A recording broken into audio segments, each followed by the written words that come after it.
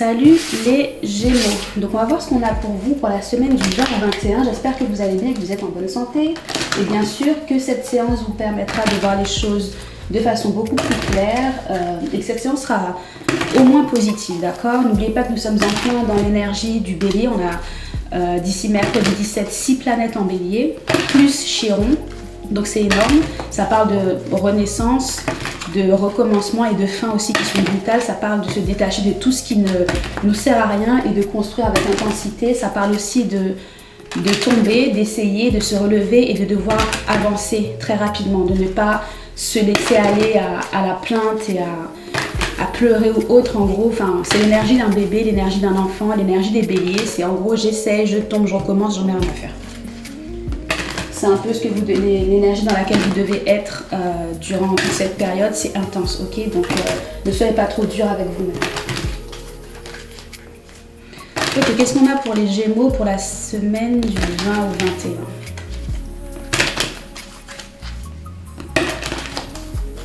Qu'est-ce qu'on a pour les Gémeaux?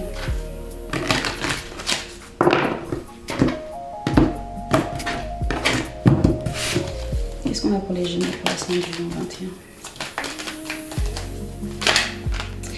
On a amour et racine et porte. Ok, on va regarder tout ça, mais la première carte, c'est la carte de l'amour, donc on va la garder. Ok, donc amour, c'est affection, tendresse, passion, liaison, attachement et dévotion. Racine, origine, le passé, fondement, base et régression. Et la porte, c'est issue, voie, réflexion, découverte. Donc pour certains, j'ai plutôt l'impression que, à part si c'est un membre de votre famille pour lequel vous avez beaucoup d'amour, ça peut représenter une relation passée qui est vraiment ancrée en vous. Vous savez, le genre de relation dont on a du mal à se détacher, mais c'est nécessaire, mais on a du mal parce que c'est la personne qui nous a marqué. C'est le moins peut-être pour vous de laisser aller, mais on va voir. L'amour, ça peut représenter aussi la passion d'un projet ou l'amour pour un projet ou ce genre de choses. Donc, on va voir. Qu'est-ce qu'on a pour les Gémeaux concernant ça? On va voir dans quoi on va.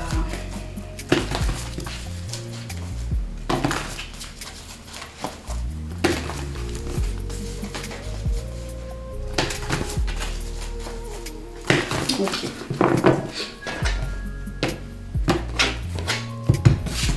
Le passé. Ok, le passé, c'est le 8 des épées. Ce qui va vous être donné.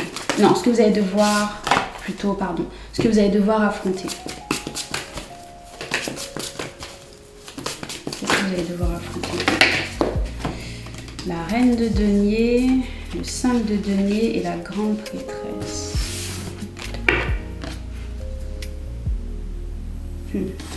Ce qui vous est donné, le 3 des épées, d'accord. Futur.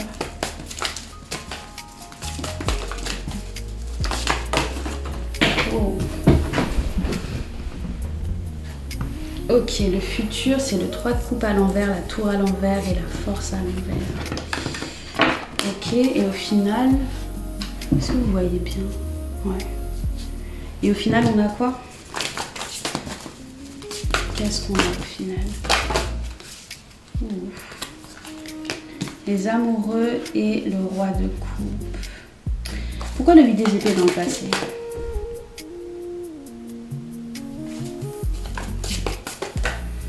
Le 8 des épées dans le passé représente une communication qui a peut-être été assez stressante.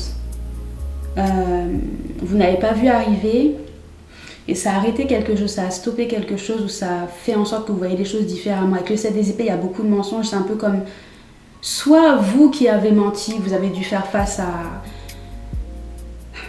un retour d'information qui vous a forcé à considérer une situation, ou ça peut représenter une personne qui vous a menti, ça a tout stoppé, ça vous a forcé à voir les choses différemment. Ça a peut-être été assez stressant, c'est un peu comme dire certaines choses et devoir revenir sur ses paroles.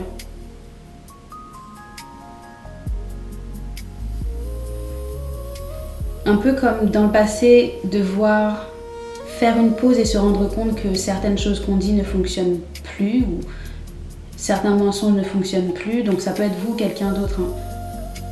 Ça vous a pris la tête, mais C'était pour pouvoir vous permettre de voir les choses différemment. Ce que vous allez devoir surmonter, c'est la reine de denier, le 5 de denier, la grande prêtresse. Des secrets bien gardés. Clarifie le 5. La reine de denier. J'ai plutôt l'impression que... Ouais. La grande prêtresse. Ce que vous surmontez, c'est plutôt de la peine. Vous ne dites rien, mais vous avez de la peine. Vous allez devoir surmonter quelque chose qui vous stresse, qui vous empêche de dormir. Ça peut être une situation financière délicate ou une personne qui revient vous voir avec certaines informations ou un ex.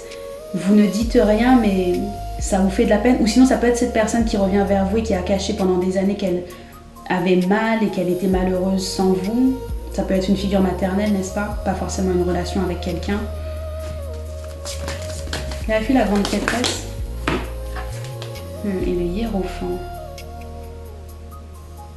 Soit vous aurez besoin de vous faire conseiller concernant cette chose qui revient à vous, cette personne ou ce message, soit c'est une personne qui revient vers vous après s'être fait conseiller ou après avoir vu quelqu'un voilà, comme qui peut représenter un juge, un pape, une grande prêtre, quelqu'un qui lit les cartes ou tout autre outil spirituel. C'est à vous de voir, soit vous aurez besoin de vous faire conseiller, soit il y a quelqu'un qui revient vers vous après s'être fait conseiller et qui vient vous déverser toutes ses peines et son stress et son anxiété. Et j'ai été malheureuse sans toi ou... En tout cas, peu importe, n'hésitez pas à vous faire conseiller avant de prendre une décision, d'accord? Parce que ça représente quelque chose qui a besoin d'être réglé, ça représente un besoin de... C'est un peu de l'énergie des béliers, il y a certaines choses qui ont besoin d'être réglées pour passer à autre chose. Donc si vous avez le passé qui revient, un mariage, un partenaire, quelque chose lié au business, quelqu'un qui revient vers vous concernant des difficultés financières et l'anxiété, faites-vous conseiller avant d'aider cette personne. Ok, avant de vouloir lui donner une seconde chance aussi. Le 3 des épées représente ce qui vous est donné. Donc ce qui vous est donné, c'est une séparation. Quelque chose qui va vous faire mal autant au cœur qu'à l'esprit. La possibilité de guérir de cette chose aussi. Le 8 de denier. Ce qui vous est donné, c'est la possibilité de travailler sur une blessure profonde et d'en guérir. Mais pas de faire semblant, de travailler vraiment jusqu'à ce que vous soyez guéri. Parce que le 8 de denier, c'est tant que c'est pas terminé, tant que c'est pas parfait, on continue. Donc si vous avez un passé qui revient ou autre, si vous avez un projet sur lequel vous travaillez et ça revient ou une personne avec laquelle vous avez eu un certain lien de travail et que cette personne revient pour travailler avec vous, ça peut représenter une personne qui vous a blessé énormément, qui n'a pas pris en considération le fait que vous étiez peut-être passionné par un projet. Faites en sorte de travailler dur pour pouvoir vous en sortir ou pour pouvoir améliorer une situation, vous guérir de quelque chose. Pour certains, vous allez plonger dans le travail. Pour certains, vous allez avoir une personne qui va revenir, quelqu'un que vous avez... C'est une personne qui a une place spéciale dans votre cœur. Et pour pouvoir pallier à ce retour, qui va sûrement être un choc peut-être, vous allez travailler dur en vous disant, tu sais quoi, j'ai pas le temps, j'ai déjà été blessée. C'est un peu comme quelque chose qui revient et qui revient ouvrir une blessure. Vous allez vous dire, non, tu sais quoi, je préfère travailler sur quelque chose ou me concentrer sur moi-même. Il est hors de question que je retourne dans ça, dans cette entreprise, dans ce partenariat, dans cette relation. Je ne veux pas, je vais guérir et salut. Donc le futur immédiat, c'est le 3 de coupe à l'envers, la tour et la force. Ça représente une situation qui va faire parler, beaucoup de commérages, des choses qui seront peut-être choquantes, moins choquantes que si la tour était à l'endroit, mais quand même choquantes. Et vous qui allez avoir du mal à gérer tout ça, vous qui allez avoir du mal à gérer peut-être les commérages, les retours, les paroles. Clarifie la tour à l'envers. Le 2 de bâton à l'envers et le 9 de bâton. Une situation qui va vous forcer à prendre une décision, mais c'est en gros, j'en ai assez de cette situation. J'en ai assez de ce choc, j'en ai assez de devoir faire face à cette situation, je suis fatiguée, je suis épuisée. Sinon, c'est sûrement, ça peut être aussi un projet qui est mal reçu, un projet sur lequel vous avez travaillé, les gens ne vont pas forcément l'accepter ou le recevoir comme vous pensez que ça sera reçu. Et ça vous forcera à voir les choses différemment ou à faire plus d'efforts. Mais peu importe ce que vous allez faire, c'est en gros, vous qui allez être, vous allez en avoir marre, vous allez vous dire punaise. Clarifie le 3 de coupe à l'envers. L'empereur, ouais. Ne laissez pas les commérages et les gens qui parlent et ce genre de choses vous affecter plus que ça. Vous avez besoin d'être dans l'énergie de l'empereur, donc du bélier, quelqu'un qui gère, quelqu'un qui... un empereur, c'est pas quelqu'un qui est parfait, c'est quelqu'un qui fait beaucoup d'erreurs, justement. Un empereur, c'est quelqu'un qui fait beaucoup d'erreurs, mais qui ne laisse pas les erreurs, les commérages et les gens qui n'ont rien à faire venir... ternir son projet. C'est une personne qui apprend de ses erreurs. En général, l'empereur, c'est une personne justement qui est vieille. C'est pas quelqu'un d'assez jeune comme ça. C'est une personne qui est d'ailleurs liée à l'ermite. Plus on a de l'expérience, plus on vieillit, et plus on est vieux, plus on a de l'expérience et du savoir. C'est quelqu'un qui a beaucoup de sagesse ou de savoir et qui apprend de ses erreurs. C'est une personne qui fonce, comme l'énergie du bélier, qui fonce et qui ne recule jamais, qui sait ce qu'elle veut, qui garde la tête haute malgré les commérages et les gens qui parlent. Ça peut être fatigant et épuisant, mais vous aurez besoin de ne pas faire attention au bas peuple, aux gens qui vont venir vous faire des commérages, parler, vous critiquer. Vous aurez besoin d'être le boss et de ne pas faire attention à ce que les gens disent. Parce que le 3 de coupe, de toute façon, représente dans le tarot des paysans, des gens qui sont là pour s'amuser, qui sont là pour faire des commérages, des personnes qui n'ont pas forcément de but, mais qui sont là simplement pour s'amuser, rigoler et parler. L'empereur, c'est quelqu'un qui est déjà ailleurs, c'est quelqu'un qui a son empire et... les gens dépendent de son empire, de son argent et de ce qu'il crée. Donc, pourquoi faire attention aux commérages? Surtout quand les gens, vous pouvez les regarder de haut, sans forcément être prétentieux ou arrogant, mais imaginez des paysans et imaginez un empereur dans son empire. Ça n'a rien à voir. Il a construit, il a fait des erreurs, il est critiqué, mais il a construit, il a fait des erreurs et il en est à là parce que justement, il a appris de ses erreurs. Donc, ne faites pas attention aux gens comme ça. Et on a le monde, donc j'ai plutôt l'impression que peu importe ce qui viendra à vous, c'est plutôt positif. Vous aurez besoin de voir le côté positif de la vie. Donc, ça peut représenter, si on parle d'une relation aussi, quelqu'un qui revient vers vous après quelques années, qui se dit qu'elle ne veut plus vous tromper ou aller voir ailleurs, mais vous allez être fatigué de ça. Donc ensuite, on a les amoureux et le roi de coupe. Désolée pour ça. Avant de vous engager dans ce nouveau contrat ou de vous engager dans cette nouvelle relation, vous aurez besoin de faire attention à votre intuition et de travailler sur le fait d'être indépendant.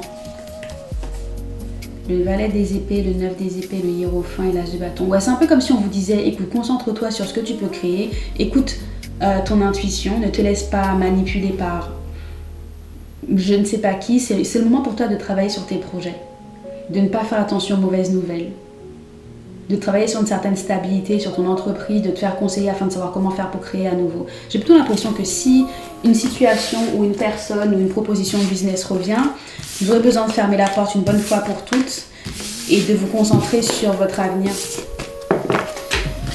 Bien sûr, après, c'est à vous de voir ce que ça dit, d'accord ? Ne faites pas ce que je vous dis sans prendre en considération votre situation personnelle. N'oubliez pas que le tarot est là pour vous guider, pas pour vous dire quoi faire. Vous êtes la seule personne à pouvoir décider de ce que vous voulez dans la vie. Le tarot est là pour vous conseiller, pas pour vous obliger à faire quoi que ce soit. Mais soyez dans la situation de l'empereur et laissez les candidatons et les personnes qui n'ont rien d'autre à faire parler entre elles, ça les amuse. Pendant que vous êtes en train de construire quelque chose de stable, de durable, et que vous apprenez aussi de votre expérience, de vos expériences. Ok, qu'est-ce qu'on a comme conseil pour terminer ?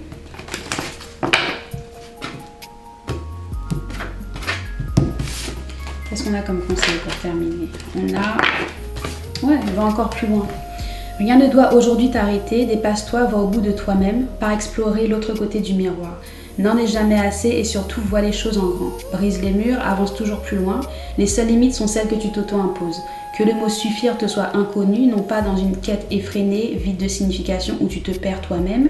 mais dans une ascension empanachée vers toujours plus de sens, d'accomplissement et de beauté. Si c'est pas ce que je disais, ça donc laissez le passé et les commérages derrière, concentrez-vous sur ce que vous devez construire à l'avenir et on va encore plus loin, ok? Donc voilà, c'est ce que j'ai pour vous, les Gémeaux, pour cette séance. J'espère que ça vous aura encouragé à aller de l'avant et à ne pas laisser le stress ou le passé revenir et créer du chaos dans votre vie.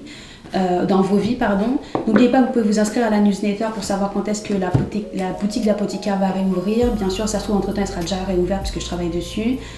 Et les premières huiles qui seront disponibles sont les huiles qui sont réservées vraiment à l'énergie des béliers. L'huile de bélier, l'huile de courage et l'huile de pouvoir pour nous encourager, pas à forcer les choses, mais pour nous donner ce côté, ce coup de boost qui nous force à savoir quand fermer les portes et savoir aller de l'avant concernant nos projets. Donc si ça vous dit, pour vos rituels, n'hésitez pas à aller sur le site. Et bien sûr, n'oubliez pas que vous pouvez devenir des citoyens de Simpleton Radio. Les citoyens sont des personnes pour lesquelles je tire les cartes quotidiennement, je regarde ce qui se passe au niveau du cosmos. On mélange les deux afin de savoir, d'avoir une directive pour pouvoir aller de l'avant, surtout à l'heure actuelle avec les énergies intenses. Je veux dire, 6 planètes plus Chiron en bélier, c'est quelque chose, c'est du jamais vu. C'est intense, c'est fatigant, c'est frustrant parce qu'on a quand même Saturne et Neptune qui nous freinent, qui nous font voir des choses. C'est un peu comme devoir avancer, pas forcément dans le brouillard, mais sortir du brouillard et voir qu'on a du boulot et que quand on pense qu'on est prêt, on n'est pas prêt, on trébuche, on a envie que ça fonctionne pas, il faut recommencer tout de suite. C'est une période où il ne faut pas perdre de temps. D'accord, faites attention aussi à vos communications, puisque Mars et Mercure sont Mercure est en Mars, pardon. En bélier, c'est intense, c'est-à-dire faites attention à ne pas faire de fausses promesses, faites attention à la façon dont vous parlez avec les gens. Ça peut être très stressant, très énervant, j'ai envie de dire les choses, mais il faut que je le dise calmement, mais en même temps j'ai envie de te dire ça. Donc faites super attention. C'est une période où il faut simplement se concentrer sur ses projets, faire attention à ce qu'on dit, parler avec tact, montrer qu'on sait ce qu'on fait, qu'on sait où on va, mais en même temps ne pas être trop dans l'intensité de vouloir dire ce que l'on veut tout de suite. Enfin, c'est une période où en fait il va falloir avoir la patience de faire les choses, mais en même temps il va falloir continuer à aller. C'est un peu comme push and pull, c'est-à-dire le Saturne qui nous freine pour qu'on soit les boss, en nous montrant que tu peux pas réussir tout de suite et il faut que tu aies de l'expérience, et en même temps le besoin d'aller de l'avant et de se dire punaise mais je sais, je peux, non tu sais pas, tu peux pas, parce que tu es encore un bébé, tu es encore dans l'énergie des béliers, tu sais pas, tu peux pas, pour l'instant tu commences à ramper, après il va falloir marcher, après il va falloir savoir courir, etc. Vous voyez, donc c'est frustrant, mais c'est la vie, et surtout ne laissez pas les gens vous parler ou vous juger concernant vos erreurs, laissez faire, d'accord? Au moins vous faites quelque chose, vous faites des erreurs, ça veut dire que vous faites quelque chose. Les seules personnes qui ne font pas d'erreurs sont des personnes qui ne font rien. Celles qui font des erreurs sont des personnes qui font des erreurs mais qui apprennent de leurs erreurs, et ça donne de l'expérience, et l'expérience permet plus tard d'être le boss de ce que l'on veut, d'accord? Donc on laisse les gens parler et on va de l'avant, ok? Voilà, c'est ce que j'ai pour vous. N'oubliez pas de devenir des citoyens si vous voulez, de vous inscrire à la newsletter pour savoir quand est-ce qu'il y a des produits, des huiles, des rituels qui sont proposés. Et voilà, ok? Bonne semaine et à la prochaine. Bye!